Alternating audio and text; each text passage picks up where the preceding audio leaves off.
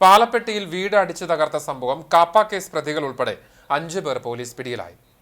പാലപ്പെട്ടി സ്വദേശികളായ മരക്കാരകത്ത് നൌഷാദ്, ആലുങ്ങൽ റാഫി, ആലുങ്ങൽ ഹിദായത്തുള്ള, ചോഴിയരകത്ത് ഷാഹുൽ ഹമീദ്, ചോഴിയരകത്ത് സക്കീർ എന്നിവരെയാണ് മലപ്പുറം SP വിശ്വനാഥിന്റെ മേൽനോട്ടത്തിൽ DYSP ബാലകൃഷ്ണന്റെ നേതൃത്വത്തിൽ Perumpadappu circle inspector CV Biju, sub ഇൻസ്പെക്ടർമാരായ ഡേവിസ്, വിജു എന്നിവരടങ്ങുന്ന സംഘം പിടികൂടിയത്.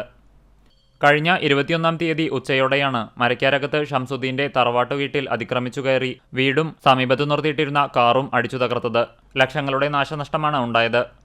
അക്രമത്തിൽ ഷംസുദ്ദീന്റെ മാതാവിനും സഹോദരിക്കും സഹോദരിയുടെ ഭർത്താവിനും പരിക്കേറ്റിരുന്നു.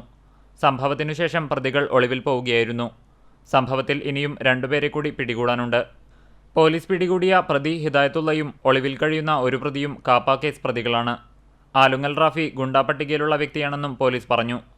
മാസങ്ങൾക്ക് മുൻപ് ഷംസുദ്ദീന്റെ പാലപ്പെട്ടി ആശുപത്രിക്കടുത്ത് ദേശീയപാതയോരത്തുള്ള വീട്ടിൽ കാർ പോർച്ചിൽ നിർത്തിയിട്ടിരുന്ന കാറുകൾ കത്തിച്ച സംഭവത്തിൽ ഈ പ്രതികൾക്ക് പങ്കുള്ളതായി സംശയിക്കുന്നതായി പോലീസ് പറയുന്നു. ഷംസുദ്ദീന്റെ പിതാവിന്റെ സഹോദരന്റെ മകൻ മരക്കാരകത്ത് നൌഷാദിന്റെ നേതൃത്വത്തിലായിരുന്നു വീടും കാറും അടിച്ചു തകർത്തത്. പ്രവാസി വ്യവസായി കൂടിയായ ഷംസുദ്ദീന്റെ വിദേശത്തെ വാതക കമ്പനിയിൽ ജീവനക്കാരനായിരുന്നു നൌഷാദ്. ഇവിടെ വെച്ച് സാമ്പത്തിക ക്രമക്കേടുകൾ കാരണം കമ്പനിയിൽ നിന്ന് നൌഷാദിനെ ഒഴിവാക്കുകയും ഇതു സംബന്ധിച്ച് പരാതി നൽകുകയും ചെയ്തിരുന്നു. സാമ്പത്തിക ക്രമക്കേട് സംബന്ധിച്ചുള്ള ഷംസുദ്ദീന്റെ പരാതിയിൽ നൌഷാദിനെതിരെ വിദേശത്ത് നിലവിൽ കേസ് നടക്കുന്നുണ്ട്. ഇതു സംബന്ധിച്ചുള്ള വിരോധമാകാം അക്രമത്തിന് പിന്നിലെന്നാണ് പോലീസ് കരുതുന്നത്.